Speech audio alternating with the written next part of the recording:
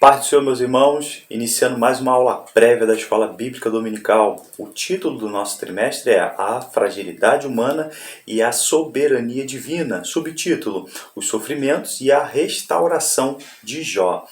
Lição de número 6. Agora essa lição nós iniciamos aos debates de Jó com os seus amigos, ou pseudos amigos. Nós vamos ver ao longo da lição do trimestre que os seus amigos, enquanto eles estavam em silêncio, com Jó ali os 7 dias, diante daquela calamidade, eles estavam muito bem.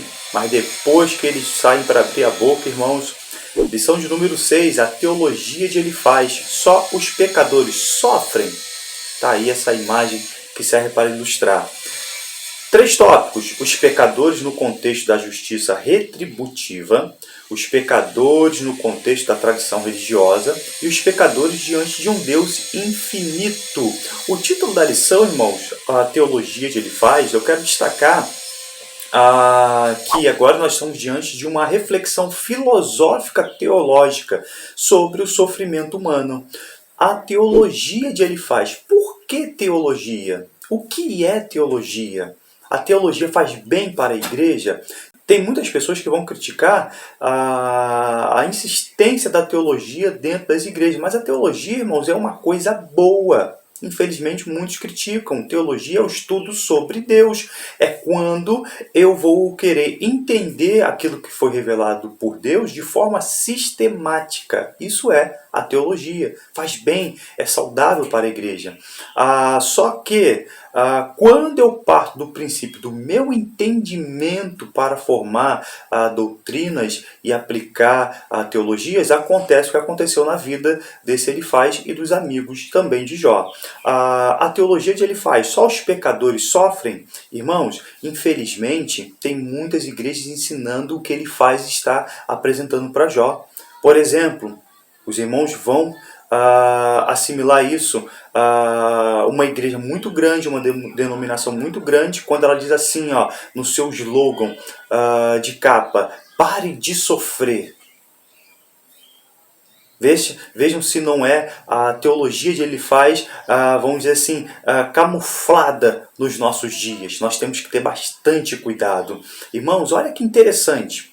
Antes de apresentar o texto áureo, a leitura bíblica em classe, para, vamos dizer assim, desterrar, vamos dizer assim, para não dar chance para essa teologia, vamos pegar uma referência lá de São João, capítulo 9, versículo 1 e 3, quando os discípulos pensam que um camarada estava passando por uma enfermidade por ele ter pecado. Os irmãos lembram dessa passagem?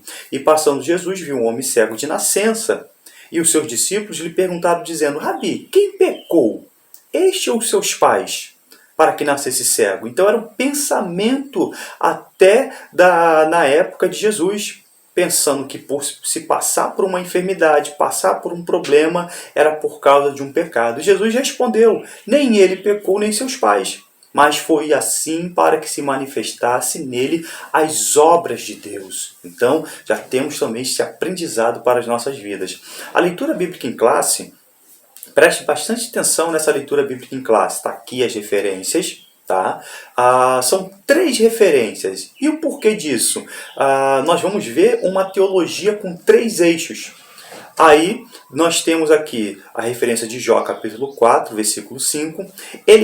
Faz uma defesa da justiça retributiva, que era um pensamento comum na literatura sapiencial. Irmãos, no primeiro ciclo de debate estava centrado basicamente no significado de sofrimento e em como ele se relacionava com a natureza de Deus.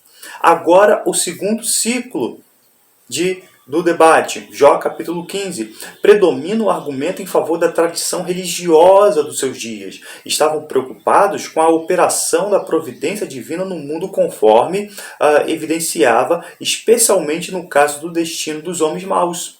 E agora o terceiro e último ciclo de debate, e sempre quem dá a introdução desse debate é o próprio Elifaz, é no capítulo 22. Vemos em relevo a transcendência divina, juntamente com a imanência, alguns termos teológicos que serão apresentados nessa lição, e nós vamos nos esforçar para explicar. Nesse ciclo, eles se empenham em especificar claramente os pecados dos quais eles os consideram culpado. Então, no final do debate, eles pegam pesado com os argumentos de Jó. O texto áureo são palavras de Elifaz, tá? Lembra-te. Elifaz está dizendo para Jó, o original quer dizer, recorda-se. Ele quer que Jó indague no seu íntimo. Lembra-te agora qual é o inocente que jamais pereceu, e onde foram os sinceros destruídos. Segundo eu tenho visto, olha, vejam só, segundo Elifaz estava compreendendo, os que lavram iniquidade sem meio mal, cegam isso mesmo. Está aí esta referência. A verdade prática, embora transcendente, Deus tem prazer em relacionar com o homem terreno. Isso é uma verdade teológica. O resumo de tudo isso, irmãos, a aula é extensa, a aula é filosófica, teológica, mas eu quero resumir, fazer o resumo do resumo logo no início. Elifaz acusava Jó de estar em pecado e que Jó estava sofrendo por causa da sua culpa. Elifaz, irmãos, ele vai cometer 3 deduções erradas. A primeira, a pessoa boa e inocente nunca sofre. Os que sofrem estão sendo punidos por seus pecados passados. Vejam isso.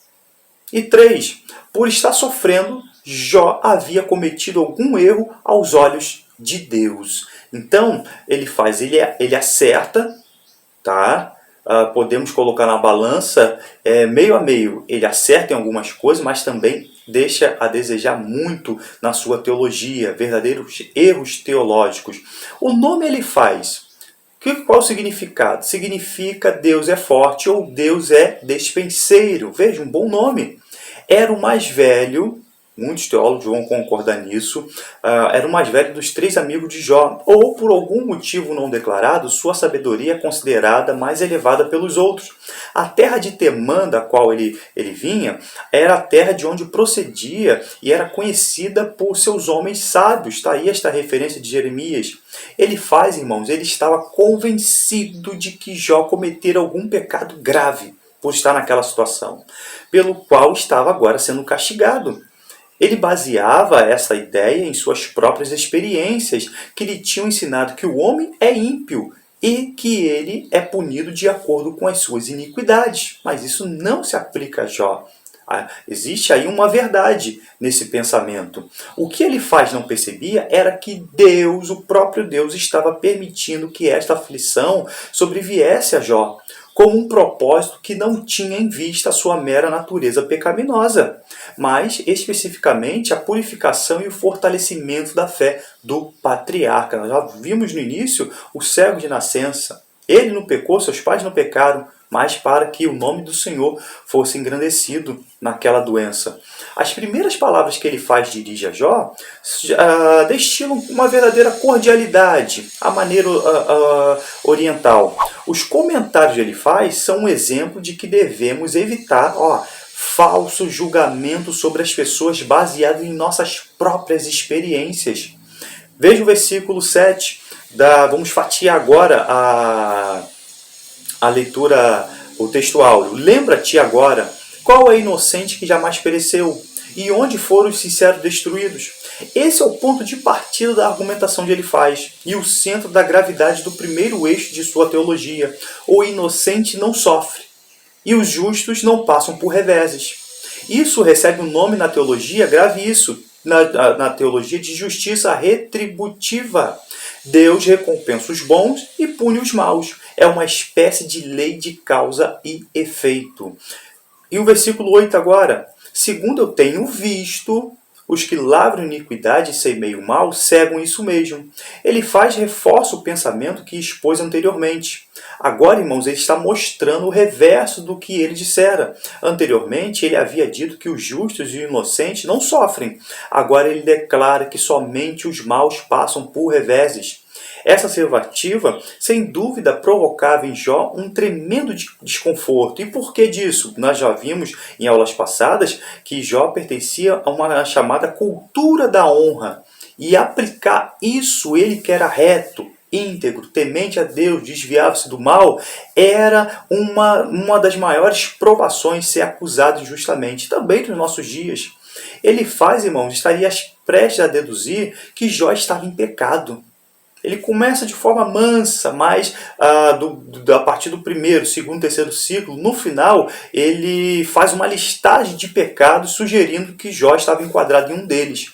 Se ele não estivesse em pecado, não estaria sofrendo, pois somente os maus passam por calamidades.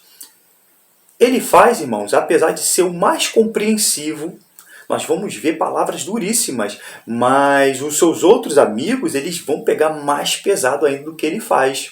Apesar de ser o mais compreensivo dos três amigos, não chega a ser consolador, porque não reconhece a extraordinária submissão a Deus já demonstrada por Jó. Está aí essa referência: nu saí do ventre da minha mãe, nu voltarei para lá. Quando Jó, quando passa por aquelas calamidades, ele volta e vem para adorar a Deus. Os amigos de Jó receiam que, se Jó nega a doutrina de que todo pecado provoca imediato sofrimento e que todo sofrimento pressupõe um pecado cometido, isto será um atentado contra a moralidade. Além de que isso motivará o pensamento de que se pode pecar impunemente. Também nesse ponto nós vemos uma meia-verdade. E nisso também não se aplica a vida do patriarca Jó. Veja os versículos 12 e 13 do capítulo 4. Embora ele alegasse que a sua visão era divinamente inspirada, é interessante esse ponto. Ele faz para dar autoridade a esse pensamento, ele diz, olha, ele recorre ao sobrenatural. Para dizer que aquela palavra, ele está dizendo que a sua palavra é inspirada por Deus. E não é inspirada. E se duvidar que tenha vindo de Deus, porque mais tarde Deus, nós vamos ver que o próprio Deus criticou a Elifaz por ter falado em nome dele. Está aí a referência de Jó, capítulo 42, versículo 7. Infelizmente, irmãos, tem muitas pessoas que colocam Deus na frente para formular suas teologias e doutrinas, dizendo que receberam do Senhor. Mas nós vemos nitidamente, quando sai do eixo da palavra de Deus, nós temos também que ter sabedoria para reprovar tal ensinamento. É isso que nós estamos fazendo aqui hoje. Elifaz, irmãos, pensava que suas palavras eram tão verídicas quanto as de Deus. É fácil ver a sua arrogância.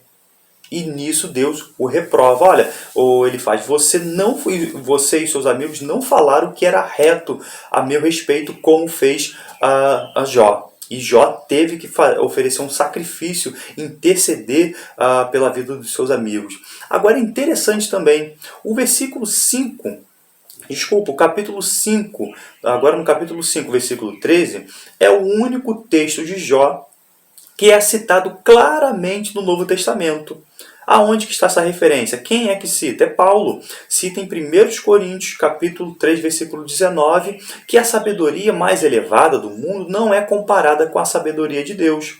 Irmãos, parte do que Elifaz disse é verdadeiro e a outra parte é falso.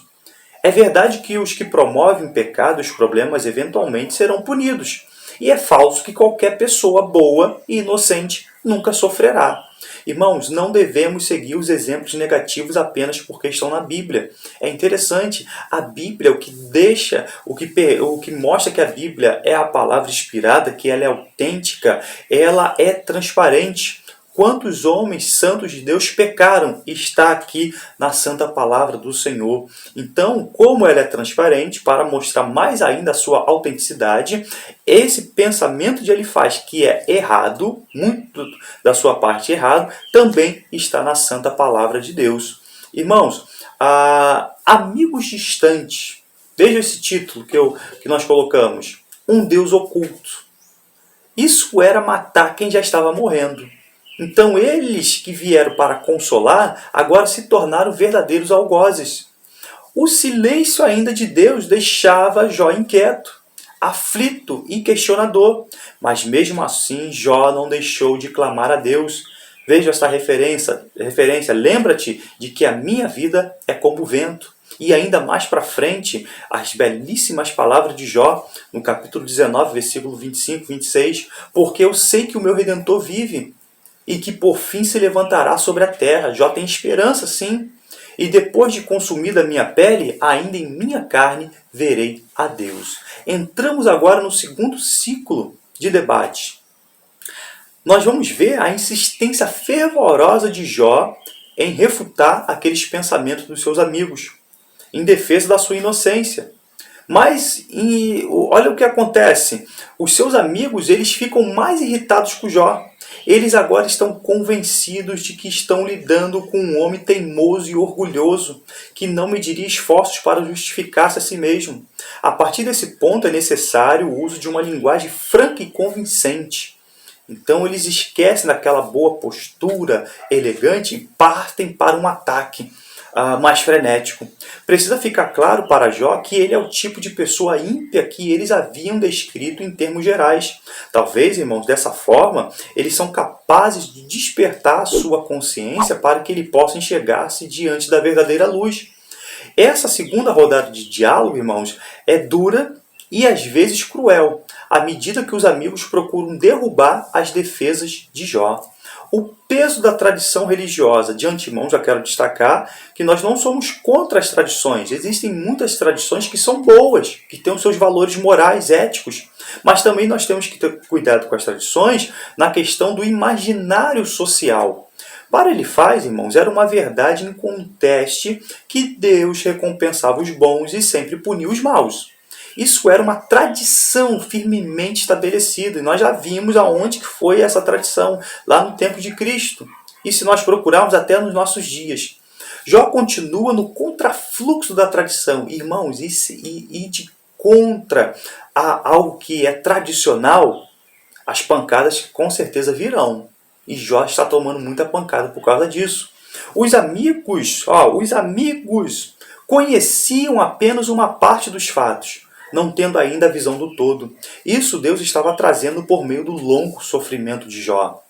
Irmãos, só o fato de Jó não ter concordado com seus consoladores foi o suficiente para esses se desinteressarem da consolação e adotarem um tom ofensivo e sarcástico. Mas Jó nunca dissera ser mestre em sabedoria. E não é isso que acontece hoje. Eu gosto de uma referência do apóstolo Paulo, quando ele diz assim, por eu vos dizer a verdade, vós vos tornaste meus inimigos. Tem pessoas que são assim. Quando vai para um debate, eles perdem a elegância quando são contrariados. Isso aconteceu com os amigos de Jó. Isso acontece muito nos nossos dias. Irmãos, aí Jó também, ele utiliza-se, como eles estão atacando, Jó também vai atacar eles. Os consoladores de Jó, Jó vai chamar eles de médicos que nada valem. Vocês não valem nada. Jó vai chamar eles de consoladores molestos, mas graças a Deus que nós temos o Espírito Consolador para as nossas vidas, o Espírito Santo. Em busca da justiça. Alguns escritores antigos, isso é muito lindo, irmãos, viam na fala de Jó, Deus me entrega aos ímpios e me faz cair nas mãos dos perversos. Está aí esta referência. Uma referência direta à paixão de Cristo. Ainda nesse capítulo, no versículo 19, Jó refere-se à necessidade de ter alguém que intermediasse um encontro dele com Deus. Isso aponta para a mediação de Cristo e será exposto de forma mais clara, como já citei anteriormente, no capítulo 19, versículo 25. Eu sei que o meu Redentor ele vive. No terceiro ciclo, iniciamos agora o terceiro ciclo. Os amigos abandonaram, fica claro isso, o estilo de insinuação indireta. Já talvez você esteja em pecado. Já parece que você tem que investigar alguma coisa na sua vida, para lançar acusações abertas contra Jó. Isso fica nítido. Transcendência sem imanência, irmãos. O que é transcendência? O que é imanência? Vocês já ouviram esses termos teológicos? Vejam, é o primeiro livro da Bíblia Sagrada, mas vejam como já era avançada a questão da filosofia, a questão da teologia. Vejam esses termos. O que é transcendência? Vejam, acompanhem este versículo. Porventura, Deus não está nas alturas dos céus? Isso é transcendência. Olha para as alturas das estrelas, quão elevadas estão.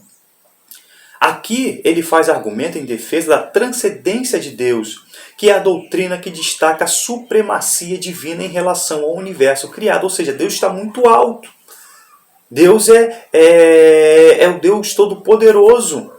Deus é transcendente e livre para atuar em e sobre a sua criação sem ser assimilado ou ser subjugado por ela.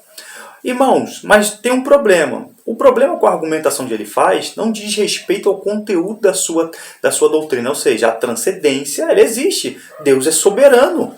Deus é grandioso. Mas sim, olha, qual é o problema aqui? Mas sim a forma como ela é interpretada e aplicada por ele. Ele faz então, usa esse conceito de transcendência para humilhar e rebaixar Jó. Para ele, irmãos, Deus é onipotente, grandioso, majestoso, tudo isso está correto. E devido a isso, não deveria rebaixar-se para dar atenção a um mero mortal, a um pecador como Jó, que deveria reconhecer o seu lugar de significância e conformar-se com o julgamento punitivo do Senhor sobre ele. Irmãos, contudo, há um perigo quando não se compreende corretamente a transcendência de Deus. Corre-se o risco de a crença em Deus ser transformada num simples deísmo. E o que é isso? O que é o deísmo? Deus, vejam o que é deísmo. Deus, uma vez que criou o universo, se apartou dele. Deixou ao Deus dará, que também é um erro pior do que o primeiro, quando mal aplicado, sobre a transcendência. Deus é transformado num despota, um carrasco, que age sobre a sua criação sem sentimento algum. Eu criei vocês na terra, vocês ficam aí, vocês se viram aí. Mas nós temos uma resposta. Vejam só o texto áureo da Bíblia. Porque Deus amou o mundo de tal maneira que entregou, que deu o seu Filho amado. Vejam só a proximidade de Deus. Então o deísmo também é uma heresia terrível. Jó, ele vai contrapor-se a esse pensamento que ele faz. Veja o que Jó responde para ele faz. Mas ele sabe o meu caminho. Veja como Deus está próximo. Sabe o que o Jó está dizendo? Jó apresenta a imanência de Deus. Deus presente na vida de cada um dos membros do seu povo. Deus é grande, Deus é transcendente, mas Deus está aqui, agora, neste momento comigo. Está nesse momento aí com você, me assistindo. Porque Ele é santo, espera que nós também sejamos santos. Vejam a proximidade de Deus com as nossas vidas. Se a transcendência, irmãos, divina descamba para o deísmo, quando mal compreendida, por outro lado, uma compreensão equivocada da imanência divina pode descambar também no panteísmo e no politeísmo. De uma forma simples, Deus não está tão distante da sua criação, transcendência, a ponto de não se relacionar com ela, mas também não está tão próxima, imanência, a ponto de se misturar com ela. Por várias vezes, os amigos de Jó demonstraram conhecimento da verdade e do caráter de Deus, mas tiveram problemas em aplicar de forma correta essas verdades à vida. Este foi o caso de Elifaz, irmãos, que forneceu um belo resumo sobre o arrependimento. Ele estava correto ao dizer que precisamos pedir perdão a Deus quando pecamos, mas sua afirmação não se aplicava a Jó, que já havia buscado o perdão divino. Vejam em quantas referências. E vivia em contato direto de Deus. Na verdade, Jó, ele entendia mais sobre Deus de forma pessoal e os seus amigos de forma teórica. Não tinham verdadeiras experiências com o Senhor. Irmãos, Elifaz não estava tentando destruir Jó. Nós temos também que compreender isso. Ao final do seu discurso, ele prometeu que Jó receberia paz e restauração, e se tão somente admitisse os seus pecados e se arrependesse. Irmãos, nós temos que ter cuidado. Uma teologia errada conduz a uma crença igualmente errada. Que você possa ter sucesso na apresentação desse conteúdo dominical e que Deus em Cristo nos abençoe. Sempre lembrando, a escola dominical é a igreja reunida, ensinando enquanto evangeliza e evangelizando enquanto ensina. Amém.